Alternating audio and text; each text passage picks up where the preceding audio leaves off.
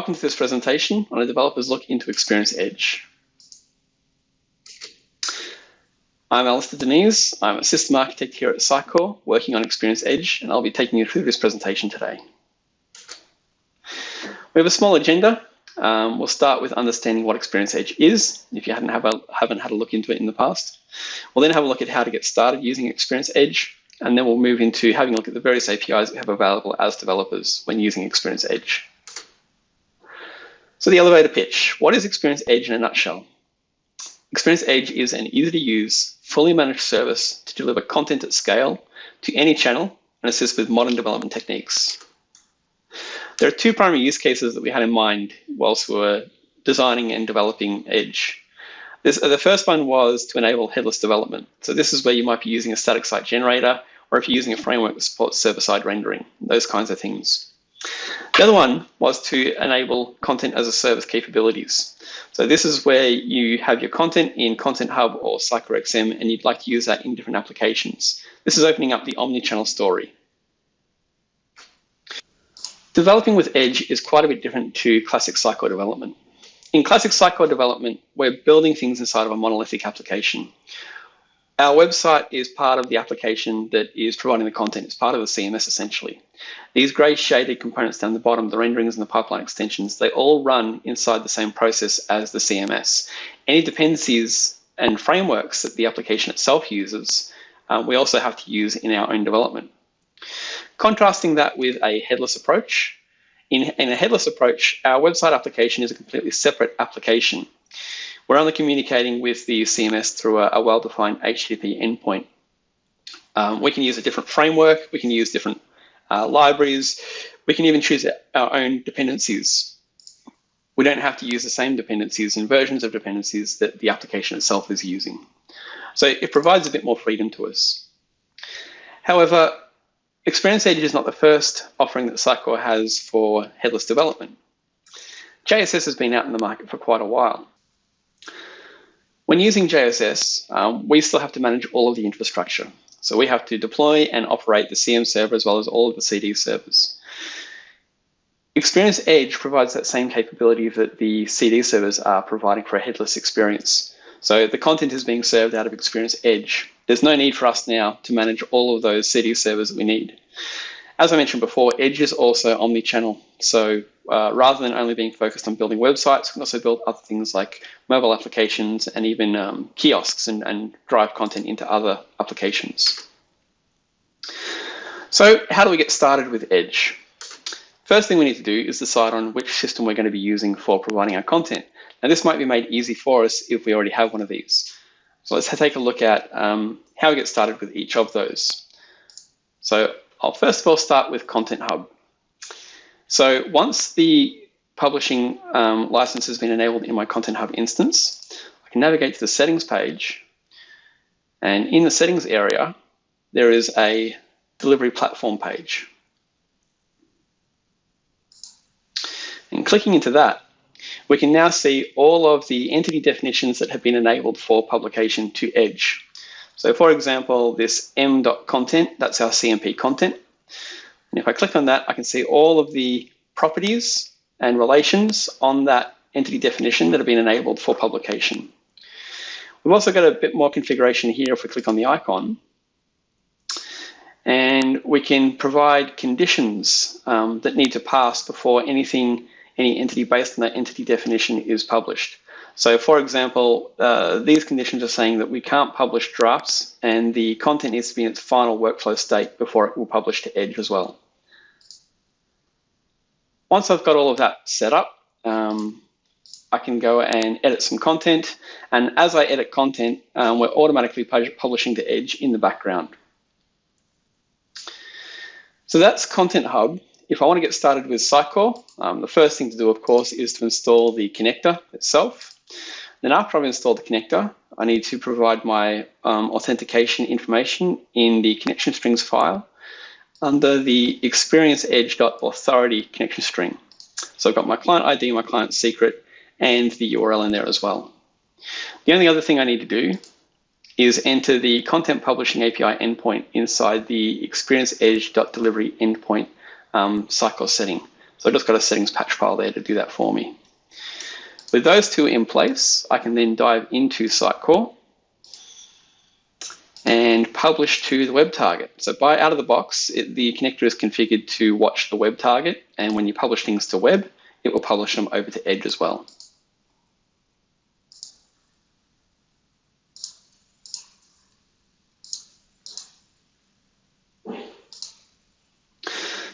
So now that we've got content in Experience Edge, let's start taking a look at the APIs that we have available. There are a number of APIs in Experience Edge. We've got the delivery API, that's the main one where we get our content out of. We've also got the token API that's used for generating API keys for access to the delivery API. We've got the cache API, which is used for controlling and purging things from the cache. We've got the settings API, which we use to manage our settings. We've also got the Webhooks API for managing the webhooks. Now, you'll note that all of these APIs are protected. Most of them are protected with JWT bearer authentication, except for the delivery API, which requires a different kind of token. We generate those tokens on the token API, and then we can use those to access the delivery API. Those are static tokens. So if we want to access any of these APIs, the very first step is to get a JWT. So let's go and do that. To call these web APIs, I've got a couple of scripts here. So I'll just start by initializing my environment with a couple of variables. Okay, I've got the authority URI. I've got the audience, and the audiences are always delivery.cycle.cloud/ and my tenant ID. I've also set my client ID and my client secret, as well as the URI for Edge. So with these variables, it just makes it a bit easier for calling the other commands. Now that I've initialized my environment, I can go and get my JWT bearer token. So I'm going to use curl for executing these web requests. It's nice and simple. So the first thing I'm going to do is create a post request to the authority URI. This is a client credentials OAuth flow, so I need to pass grant type is client credentials. I also need, of course, my client ID, secret, and audience. So let's execute that one. Okay, that provides me my access token. That's my JWT. I'm just going to copy that and put that into another variable. Set JWT. Okay, something else to take note of in that response is this expires in property. This is the number of seconds that the JWT will be valid for. So this is going to expire in 24 hours. Now that I've got my token, I'll put it into the correct variable.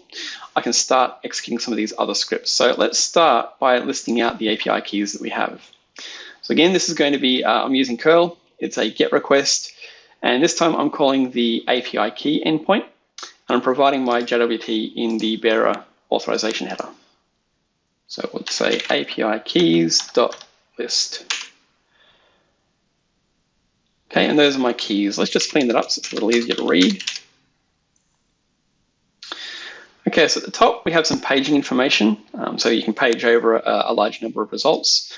And then we have the keys themselves in this keys property array. You can see there my tenant ID, the hash of the token, whether the key is revoked or not, and some other information. One particular thing of note here is the scopes. So what is a scope? I have a slide for that. An API key scope is a mechanism for controlling how the API key can be used, and to an extent, controlling some of the security. There are two different kinds of API key scopes in Experience Edge. We have audience scopes and content scopes. The audience scope controls which APIs you're allowed to use the API key with. So delivery or preview API. Preview is only available for Content Hub. We can also have content scopes, and these control what content you're allowed to query for using that API key. There's a special content scope called everything, and that allows you to query for any content. We also have the ability to specify a particular root entity. So what is a root entity? The content stored in Edge can be considered a graph. So a root entity means that the query that you're executing must start at that particular root entity. Once you start there, you can traverse the relations down to other content in the graph, but you can't query for example, those lower pieces of content directly. You always must start up at the root entity. So with that knowledge, let's go ahead and create an API key. So in my create script here, I'm still using curl. It's going to be a post request to the API key endpoint. And I'm going to be passing in data from this data file here. Okay, so pretty straightforward. I'm simply saying who's creating the key, giving it a label, and the scopes that I want the key to have. So in this case, it's going to be applicable for the delivery API, and I'm going to be able to query for everything. So let's execute that script, API key create. Okay, now this resulting token is like a password. This is not actually stored in the system. So be very, very careful with this. We can't retrieve it if you lose it. So I'm just going to set my token variable to that to make it easy to use that in the following scripts. If I'm using Content Hub, I can also manage my API keys from inside the Content Hub UI. To do that, I'll come to the settings page. Then inside there, I'll go down to the API keys page. This page lists out all of the API keys that I currently have created, and it also allows me to create new API keys. So if I click on the button here, I can create myself a new API key. I can give it a name, and I can select whether it should be for the delivery API or the preview API. So this controller here controls which audience scope I'm using. If I'm creating keys through this page, it will also create a key with the everything content scope, that special scope that allows me access to all of the content. If I want to narrow down what the key can do, I can do that through the content collections page. The content collections page uses that root entity ID content scope. So you can see here I've got two collections, other collection and Symposium 21. If I click into my Symposium 21 content collection, I can create an API key inside here that will only be accessible for Symposium 21 collection and the assets linked to it. So I'll create myself a new key in here by clicking on the menu and then the API keys option. And then in here, I'll click to add a new API key. I'll simply call this demo key. I'm going to make it enabled for delivery. So this will be the delivery audience. So I can use it on the delivery API.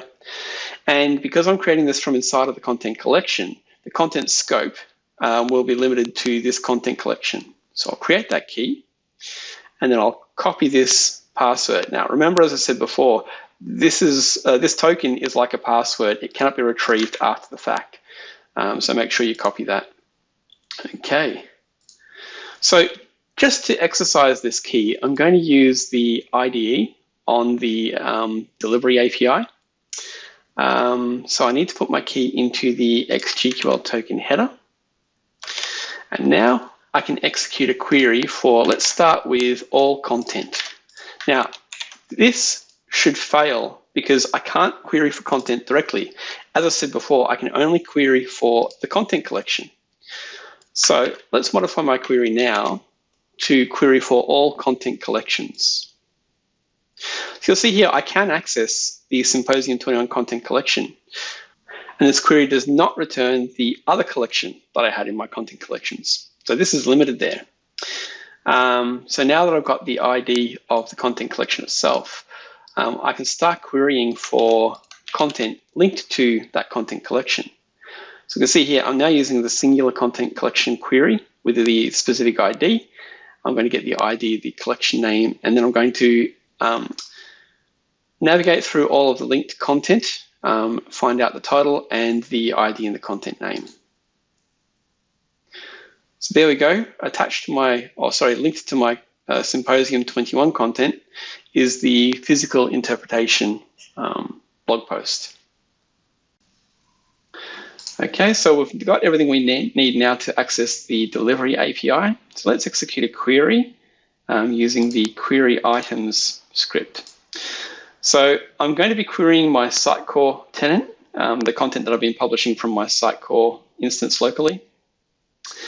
Again, this is a post request, but this time to the GraphQL endpoint. I need to provide my token. There are two different headers I can use. Sitecore developers are probably going to be more familiar with the SC_API key header. Alternatively, I can also use the XGQL token header. And the query I'm going to execute is from this file here. Okay, so this is my GraphQL query. I'm using the item query type. The language is English. The path is Sitecore content home. And from that item, I would like the ID, the name, and all of the fields. And on those fields, I'll also grab the ID, the name, and the value. So let's go ahead and execute that query. So that's query items.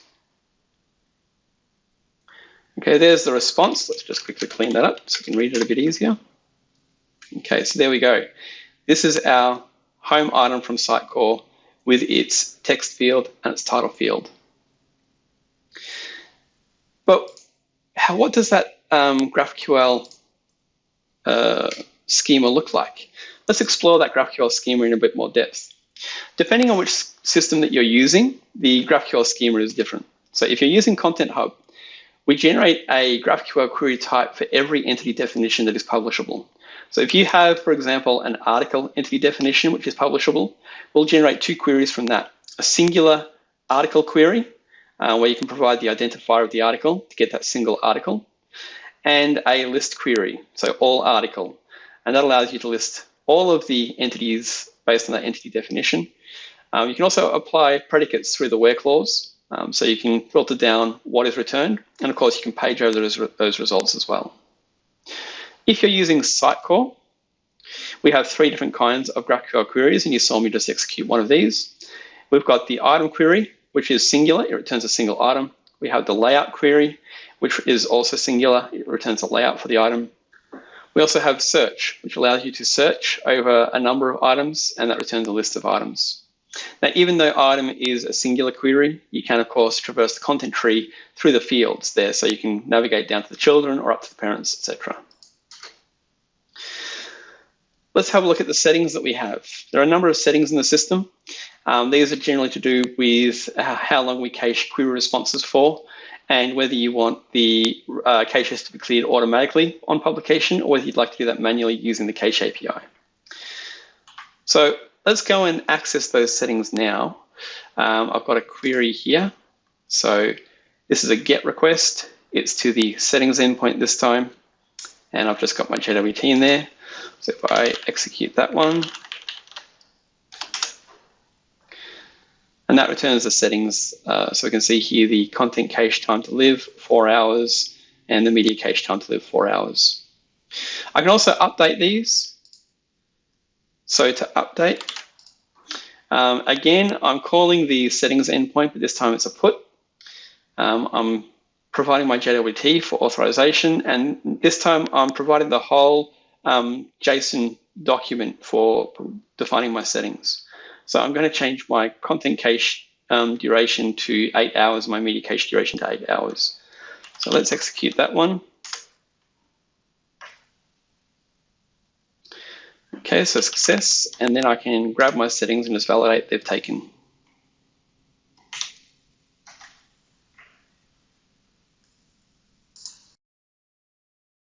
Webhooks enable Experience Edge to call back to your own infrastructure to let you know when a publish operation has been completed. So useful for integrating things like your static site generation rebuilds. So you can be alerted when content changes and you need to rebuild your site. We've got a number of operations in the Webhooks API. We've got create, update, delete, and get, all of those standard CRUD operations you expect. And there is also a list all operation. On the right there, you can see a sample JSON document that defines a webhook. In there, we define a label for the webhook. We can also define the URI that the webhook will be executed on, as well as the method, and the webhooks support both get and post actions. You can also pass custom headers, for example, if you need to provide some authorization in headers, and you can also provide an optional body if you need to pass additional information in the webhook as well. So let's go and execute one of those. Let's start by listing out the webhooks. So to do that, we access the webhooks endpoint, and this is a GET request.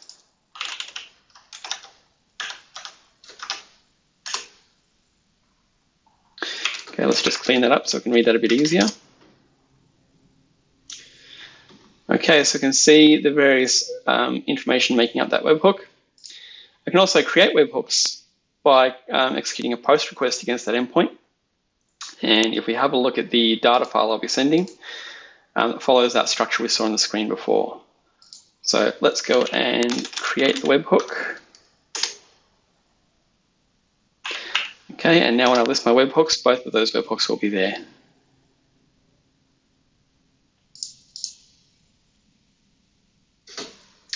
Of course, all of these APIs are documented through the relevant documentation sites. So if you're an XM user, that top link there is the link to the documents for Experience Edge for XM. And if you're using Content Hub, that other link there is for the documents for Content Hub and using Experience Edge with that. And this concludes our presentation. Thank you for watching.